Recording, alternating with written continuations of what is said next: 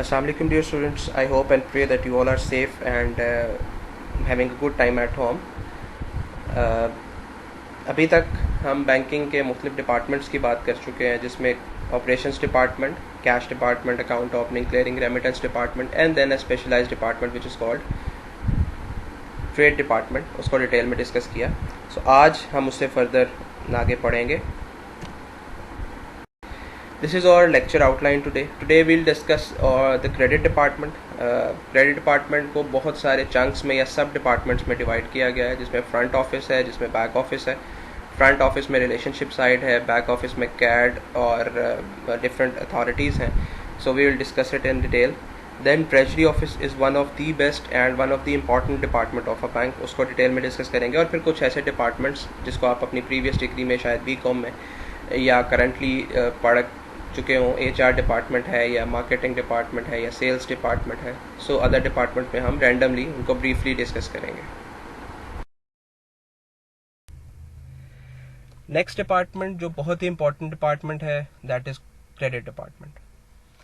Credit department की भी दो साइड्स हैं. The one is relationship side which is responsible for lending and the operation side which is responsible for analysing and minimising the lending risk. Relationship side वो है जो नए customer को लेके आती है या नए इंडिविजुअल्स को, कंपनीज को, इंस्टीट्यूशंस को जो बैंक से लोन लेना चाहते हैं. सो इनमें भी डिफरेंट हायरार्कीज हैं. रिलेशनशिप एसोसिएट है, रिलेशनशिप मैनेजर है, यूनिट हेड है and there are plenty of other hierarchies. So relationship side का मेन जो काम है वो ये है कि एक इंडिविजुअल को सर्च आउट करे, the one who is needing the money, उसका प्रपोजल प्रिपेयर करे. वो प्रपोजल में उसके बेसिक फैक्ट्स, बिकॉज बैंक को ये देखना है कि वो पैसा जो लेंड किया जा रहा है वो वापस भी लेना है. बैंक जो लेंड कर रहा है उस पर उसको एक स्पेसिफिक रेट ऑफ इंटरेस्ट तो मिल रहा है, लेकिन बैंक को अपनी प्रिंसिपल अमाउंट भी सिक्योर करनी है. सो वो प्रिंसिपल अमाउंट सिक्योर करने के लिए बैंक को बहुत सारे मराहल से गुजरना पड़ता है. बैंक को नॉर्मली हम 5 C's कहते हैं उसको. 5 C's that means character, capacity, collateral, cash flow and conditions. ये देखनी पड़ती हैं. अगर 5 चीज़ों पे कोई कस्टमर मायार पे पूरा उतरता है फिर बैंक डिसाइड करता है उसको लेंड करने के लिए, और उसके अलावा भी बहुत सारी चीज़ें. सो रिलेशनशिप साइड का काम ये है कि वो एक इंडिविजुअल किसी भी कस्टमर को जिसको पैसा चाहिए, चाहे वो कंपनी है, चाहे वो इंस्टीट्यूशन है, चाहे वो एक इंडिविजुअल है, उसको फाइंड आउट करके उसका क्रेडिट प्रपोजल प्रिपेयर करेगी. और उसके अलावा एक ऑपरेशन साइड है जो कि प्रपोजल के साथ साथ उसकी रिस्क असेसमेंट भी करती है कि कितना रिस्क है एक कस्टमर के ऊपर.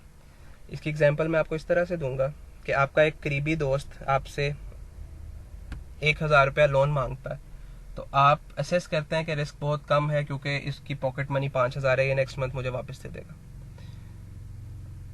सेकेंड सिनेरियो, वही करीबी दोस्त आपसे 5,000 मांगता है. अब रिस्क थोड़ा ज़्यादा हो गया कि वो वापस आएंगे या नहीं आएंगे, लेकिन आप फिर भी उसको लोन दे देते हैं बेस्ड ऑन कि इसकी 5,000 पॉकेट मनी है, कहीं ना कहीं से अरेंज कर देगा, इसको ज़रूरत है, बाय एनी मीन्स उसको दे देते हैं. अब अगर वो 10,000 रुपये मांगता है, now that means risk is multiplied. And similarly अगर वो 1,00,000 रुपये मांगता है तो मैनीफोल्ड रिस्क है. तो इस सिनेरियो में बैंक भी देखता है कि एक इंडिविजुअल कस्टमर के ऊपर कितना रिस्क लिया जा सकता है. सो रिस्क असेसमेंट के डिफरेंट डिपार्टमेंट्स काम कर रहे होते हैं, डिफरेंट अथॉरिटीज़ होती हैं जो उस रिस्क को एक्सेस करके, अंदाज़ा लगा के, तहमीना लगा के डिसाइड करते हैं कि क्या इसको लोन देना है या नहीं देना. सो क्रेडिट डिपार्टमेंट मल्टीपल डिपार्टमेंट्स के ऊपर बेस करता है, जिसको अभी वन बाय वन हम डिस्कस भी करते हैं. क्रेडिट डिपार्टमेंट को अगर हम डिवाइड करें तो नॉर्मली बैंक्स में इन 4 हिस्सों पे डिवाइड किया जाता है, जिसमें SME है, small and medium enterprise, commercial sector होता है, कॉर्पोरेट सेक्टर, एग्रीकल्चर सेक्टर एक डिफरेंट सिनेरियो में आ जाता है. एग्रीकल्चर किसी में भी फॉल कर सकता है, लाइक कमर्शियल में भी, कॉर्पोरेट में भी. अभी मैं आपको बताता हूँ कि कैसे. बहरहाल इसको अलहदा से मैंने इसलिए लिखा क्योंकि एक फील्ड ही अलग है. स्मॉल एंड मीडियम एंटरप्राइजेज वो होती हैं जिनको बहुत कम लोन रिक्वायर्ड होता है या जिनका जो सेटअप, जिनका बिजनेस वॉल्यूम कम होता है. मैं एग्जांपल के तौर पे बात करता हूँ, ऐसी कंपनीज या ऐसे इदारे या ऐसे इंस्टीट्यूशंस जिनकी सेल 50 मिलियन से कम है, लेट्स से बैंक कैटेगराइज करता है that we will deal it in SME। फिर जिनकी सेल 50 मिलियन से 100 मिलियन के दरमियान है उसको हम कमर्शियल में देखेंगे, या जिसकी सेल 100 से 200 मिलियन या 100 मिलियन से अबव है उसको हम कॉर्पोरेट में देखेंगे। और एग्रीकल्चर सेक्टर, वो जो एग्रीकल्चर से रिलेटेड है, उसके लिए एक स्पेसिफिक डिपार्टमेंट बना दिया। सो ये बैंक की अपनी वर्किंग है, या ये बैंक की अपनी कैटेगरी है, या मुख्तलिफ बैंकों में डिफरेंट प्रोसीजर्स हैं। यहाँ पे मैंने आपको 4 नाम लिख दिए जो नॉर्मली बैंक्स में अवेलेबल होते हैं, लेकिन हर बैंक में ये वेरी भी कर सकता है। So small and medium enterprise simply means कि यहाँ पे जो लोग काम कर रहे हैं उनकी एक्सपर्टीज इसी से रिलेटेड है। कमर्शियल सेक्टर में लोन ज़्यादा है, रिस्क ज़्यादा है, उनको डील करने का अंदाज मुख्तलिफ है। सो वहाँ पे जो लोग काम कर रहे हैं उनकी एक्सपर्टीज और प्रोफेशनलिज्म डिफरेंट है। फिर जो कॉर्पोरेट सेक्टर की बात करते हैं, फॉर एग्जांपल एक नेस्ले है, यूनिलीवर है, डेस्कॉन है, एम्पोरियंट ग्रुप है। सो ऐसे तमाम ग्रुप्स जिनको बहुत हाई लेवल एक्सपर्टीज चाहिए, उनके साथ डीलिंग करने वाले बैंकिंग प्रोफेशनल्स भी फिर एक्सपर्ट होने चाहिए। सो कॉर्पोरेट सेक्टर में काम करने वाले लोग डिफरेंट हैं। सो ये 4 SME, commercial, corporate sector and agriculture sector, ये दोनों साइड पे यानी कि बैंक की रिलेशनशिप साइड पे भी लोग मौजूद हैं और ऑपरेशन साइड पे भी लोग मौजूद हैं। क्रेडिट को हम 2 हिस्सों में डिवाइड करते हैं, एक फ्रंट ऑफिस है, एक बैक ऑफिस है। फ्रंट ऑफिस है मतलब वो तमाम लोग जो कस्टमर डीलिंग करते हैं, जो डायरेक्टली कस्टमर से इंटरेक्शन करते हैं। इनमें relationship associates, it is one of the junior post, then relationship managers, then unit managers, then corporate head, regional head and board of directors. Comparatively operation side के निस्बत इनकी हायरार्की कम होती है, because it is a specialised department.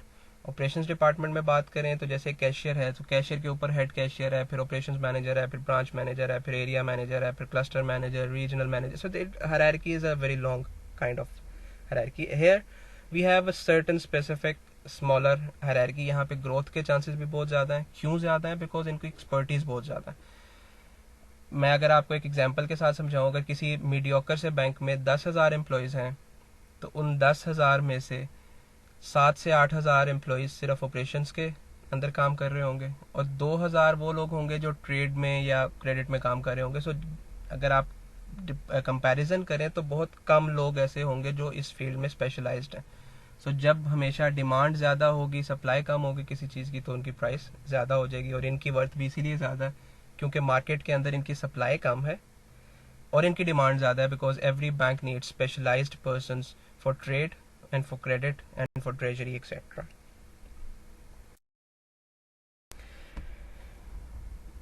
फिर एक approving authority है credit loan की। सो सबसे पहले मैंने आपको बताया है कैसे इंडिविजुअल जो कि टारगेट करते हैं न्यू कस्टमर्स को कि आप जिनको लोन चाहिए। फिर उनके बाद रिलेशनशिप साइड प्रपोजल बिल्डअप करती है उस कस्टमर के सारे फैक्ट्स एंड फिगर्स के साथ, उनके 5 C's को देखते हुए, उनकी कैपेसिटी ऑफ रीपेमेंट को देखते हुए, उनकी कोलैटरल, उनकी सिक्योरिटी को देखते हुए एक प्रपोजल बिल्ड करती है that a customer needs 10 million and he is offering to us a house of ₹20 million as a security. For example relationship manager को लगता है कि प्रपोजल वायबल है, वो प्रपोजल बिल्ड करता है, और वो प्रपोजल बिल्ड करने के बाद अपनी अप्रूविंग अथॉरिटी को सेंड कर देता है। अब अप्रूविंग अथॉरिटी में मैंने यहाँ पे 4 अथॉरिटीज़ लिखी हैं, जिसमें से एक ब्रांच मैनेजर है, फिर एरिया मैनेजर है, रीजनल कमेटी है, और सेंट्रल और मेन कमेटी है। ये कमेटीज़ काम करती हैं मुख्तलिफ एक्सपोजर की बेस पे।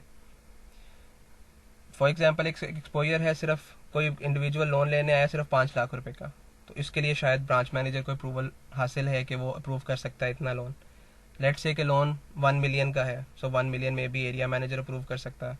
50 मिलियन तक का लोन है, शायद कोई रीजनल कमेटी अप्रूव कर सकती है, और अगर 100 मिलियन से ऊपर लोन है तो शायद सेंट्रल और मेन कमेटी। सो मुख्तलिफ बैंक के मुख्तलिफ पॉलिसीज़ हैं जो based on exposure, based on risk, based on amount of lending मुख्तलिफ अथॉरिटीज़ बनाती हैं कि कौन इस चीज़ को अप्रूव कर सकता है। ये ऐसे ही है जैसे एक एप्लीकेशन, एक लीव एप्लीकेशन। एक लीव एप्लीकेशन को कुछ जगहों पे एक टीचर अप्रूव कर सकते हैं, कुछ जगहों पे हेड ऑफ डिपार्टमेंट, कुछ जगहों पे प्रिंसिपल, कुछ जगहों पे रजिस्ट्रार ऑफिस, कुछ जगहों पे vice chancellor office. So by any means we have different authorities who can approve or disapprove the loan based on a certain exposure. So दूसरी साइड पे बैक ऑफिस है। बैक ऑफिस वो होता है जो बहुत सारे ऑपरेशंस क्रेडिट के लिए परफॉर्म कर रहा है, लेकिन वो डायरेक्ट डीलिंग नहीं करता कस्टमर के साथ। इनमें दो डिपार्टमेंट्स यहाँ पे मैंने मेंशन किए हैं। The first one is credit administration department, CAD, and second credit risk review unit, CRRU। इनके नाम मुख्तलिफ हो सकते हैं मुख्तलिफ बैंक्स में, बट रिस्पॉन्सिबिलिटीज या काम ऑलमोस्ट सिमिलर है। सो उसी प्रोसेस को आगे लेके चलूँगा। सबसे पहले एक नया कस्टमर को फाइंड आउट किया गया, टारगेट किया गया। उसके बाद एक प्रपोजल बिल्डअप किया गया। उस प्रपोजल को लेट से जो प्रीवियस स्लाइड में मैंने आपको अथॉरिटीज़ बताई, उन अथॉरिटी ने अप्रूव कर दिया। Now that was only a document. एक क्रेडिट प्रपोजल बनाया गया था कि एक इंडिविजुअल को 10 मिलियन लोन दिया जाएगा, उसके अगेंस्ट 20 मिलियन का एक घर सिक्योरिटी के तौर पे लिया जाएगा, और वो प्रपोजल कमेटी ने अप्रूव कर दिया। अब वो तमाम चीज़ें जो क्रेडिट प्रपोजल में लिखी गई थी वो एक्चुअल फेज में और एप्लीकेबिलिटी वाली साइड पे आएंगी। वो क्या एप्लीकेबिलिटी वाली साइड के पहले बैंक अपनी सिक्योरिटी को परफेक्ट करेगा। वो सिक्योरिटी जो 20 मिलियन का एक घर है उसकी तमाम डॉक्यूमेंटेशन करेगा। वो डॉक्यूमेंटेशन क्या है, देख उसके लिए फर्द is a document which shows the ownership और it is the title document. फर्द एक ऐसा डॉक्यूमेंट होता है जो पटवारी इशू करते हैं और उसमें लिखा होता है कि प्रॉपर्टी किसके नाम पे। सो बैंक सबसे पहले वो फर्द हासिल करता है और देखता है कि ये प्रॉपर्टी जो हमें सिक्योरिटी के तौर पे दी जा रही है ये उसी के नाम पे है जो लोन ले रहा है। फिर उसके बाद उसके ऊपर एक चार्ज क्रिएट किया जाता है SECP के थ्रू, जिसको हम मॉर्टगेज चार्ज कहते हैं। इसकी डिटेल आई होप कि आपने ब्रांच बैंकिंग में पढ़ी होगी। इसी तरह कुछ डॉक्यूमेंट्स साइन करवाए जाते हैं, जिसमें एक फाइनेंस एग्रीमेंट है जिसमें बाउंड किया जाता है, एक कॉन्ट्रैक्ट किया जाता है उस इंडिविजुअल से जो लोन ले रहा है कि हम आपको 10 मिलियन का लोन दे रहे हैं जिसके अगेंस्ट 20 मिलियन की आप सिक्योरिटी हमें दे रहे हैं। एक स्पेसिफिक रेट ऑफ इंटरेस्ट होगा, अगर आप हमें वो पैसे वापस नहीं करेंगे तो हम आपकी सिक्योरिटी भेज देंगे। So basically different terms and conditions के ऊपर मुख्तलिफ डॉक्यूमेंट्स होंगे जो बैंक प्रिपेयर करेगा, और वो डॉक्यूमेंट्स जो प्रिपेयर करता है उस डिपार्टमेंट को हम क्रेडिट एडमिनिस्ट्रेशन डिपार्टमेंट कहते हैं। सो वो डॉक्यूमेंट्स प्रिपेयर करने के बाद फ्रंट ऑफिस में दिए जाते हैं, फ्रंट ऑफिस के रिलेशनशिप मैनेजर को दिए जाते हैं कि अपने कस्टमर से साइन करवाएं और साइन करवा के हमें वापस रिटर्न करें। सो प्रोसेस क्या है, प्रपोजल बिल्ड किया गया, फिर उसके बाद अप्रूव किया गया, कमेटी ने अप्रूव किया, कमेटी के अप्रूव करने के बाद सारी डॉक्यूमेंटेशन प्रिपेयर की गई कैड की तरफ से। कैड ने वो डॉक्यूमेंटेशन रिलेशनशिप मैनेजर को दी, रिलेशनशिप मैनेजर कस्टमर से साइन करवा के वो डॉक्यूमेंट वापस लेता है और फिर कैड को अगेन वापस दे देता है। उस डॉक्यूमेंट की बेस पे CAD department, credit administration department, उस फैसिलिटी को, उस सिक्योरिटी को, उस कोलैटरल को परफेक्ट करता है हर उस जगह पे जहाँ जहाँ लीगल डॉक्यूमेंट चाहिए होता है।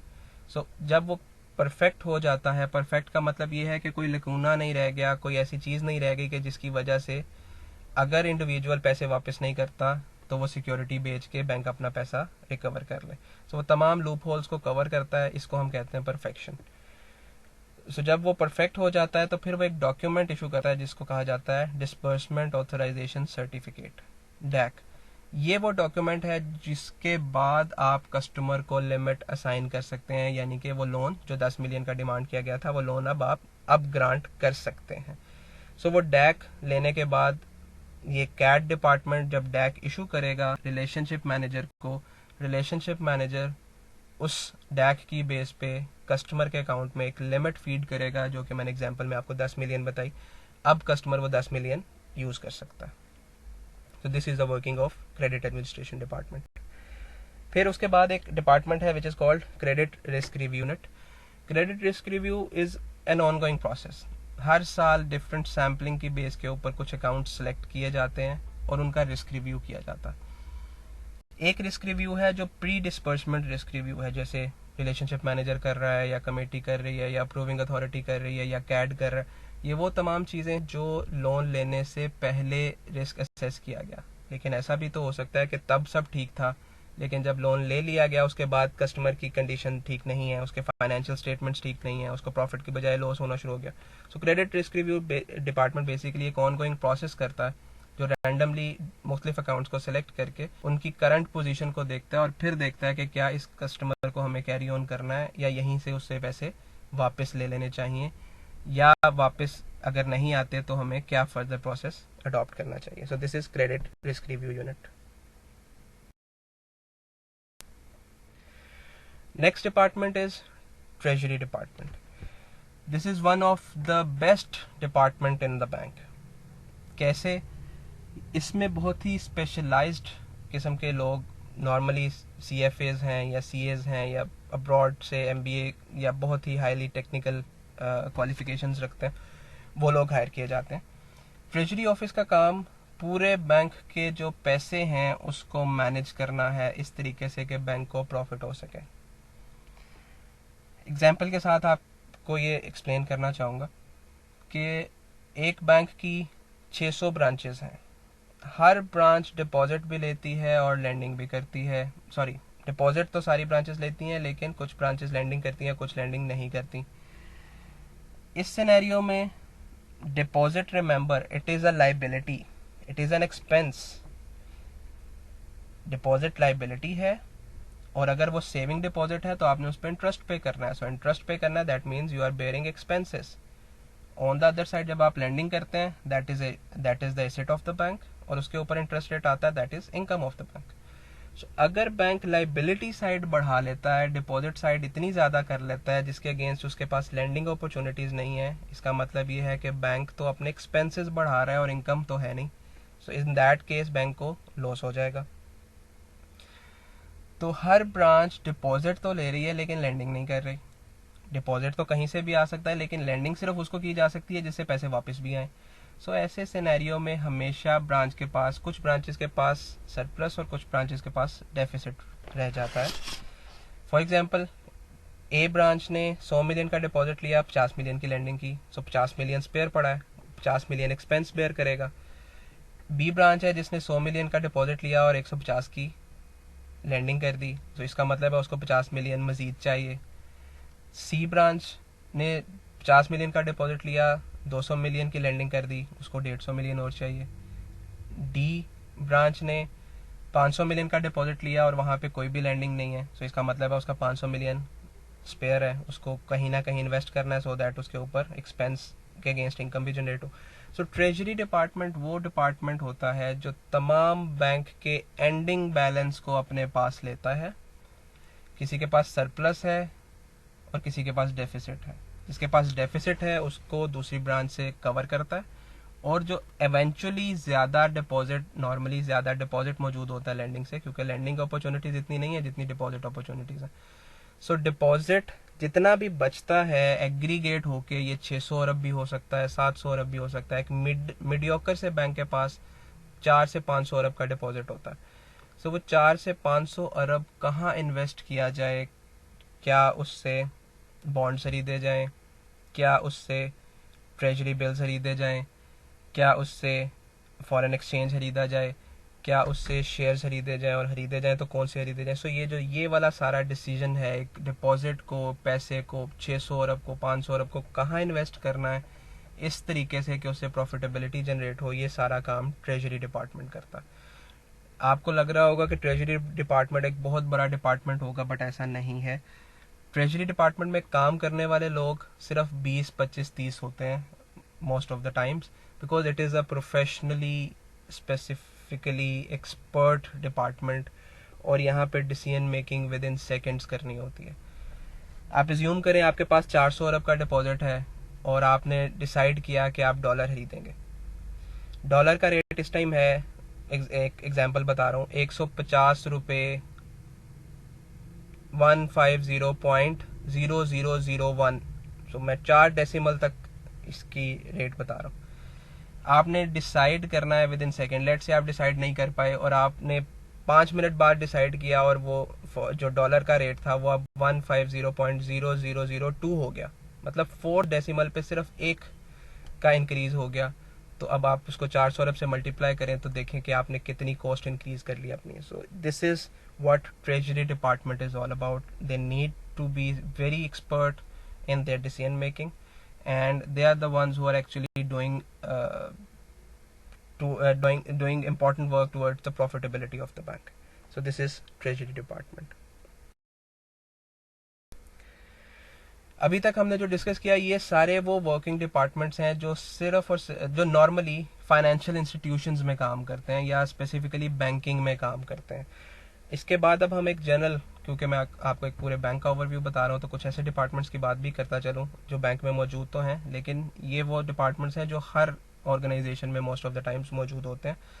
इससे पहले जितने डिपार्टमेंट्स हमने पढ़े वो स्पेसिफिकली बैंकिंग से रिलेटेड थे. सो ऑडिट डिपार्टमेंट क्या है? They are the ones who make sure about the compliance of all rules and regulations of the bank's internal policy as well as regulatory requirements. So internal audit department banks में मौजूद होता है जो ensure कर रहा होता है कि हर ब्रांच उन्हीं रूल्स के मुताबिक काम कर रही है जो बैंक की पॉलिसी के मुताबिक है, और सिमिलरली हर ब्रांच उसके मुताबिक काम कर रही है जो बैंक के साथ साथ स्टेट बैंक की रेगुलेशंस के मुताबिक भी है, because it is mandatory to all the commercial banks to fulfill all the requirements, to fulfill all the rules and regulations which are provided by the central bank.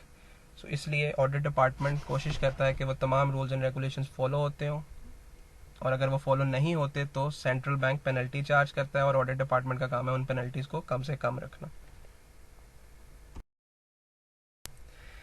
इसी तरह बहुत सारे और डिपार्टमेंट्स हैं जिनमें एचआर डिपार्टमेंट है, marketing department है, finance और आईटी. ये यकीनन आपने अपने प्रीवियस जो सब्जेक्ट्स हैं उनमें पढ़ा होगा. एचआर का काम रिक्रूटमेंट सिलेक्शन से रिलेटेड होता है. सो बैंक में भी रिक्रूटमेंट सिलेक्शन होती है, बैच हायरिंग भी होती है और इंडिविजुअल हायरिंग भी होती है. सो ये एचआर का काम है. मार्केटिंग डिपार्टमेंट मुख्तलिफ प्रमोशंस, मुख्तलिफ एडवर्टाइजमेंट्स बनाना या मुख्तलिफ प्रोडक्ट्स में मार्केटिंग का काम. फाइनेंस डिपार्टमेंट ऑब्वियसली बैंक की बैंक में भी सैलरीज हैं, इसको एडमिन डिपार्टमेंट से भी लिंक कर सकते हैं.